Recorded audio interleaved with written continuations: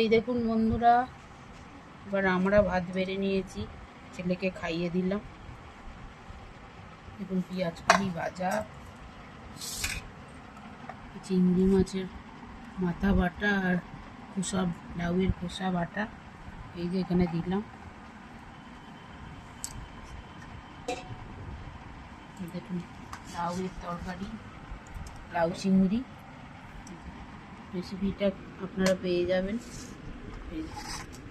দেখুন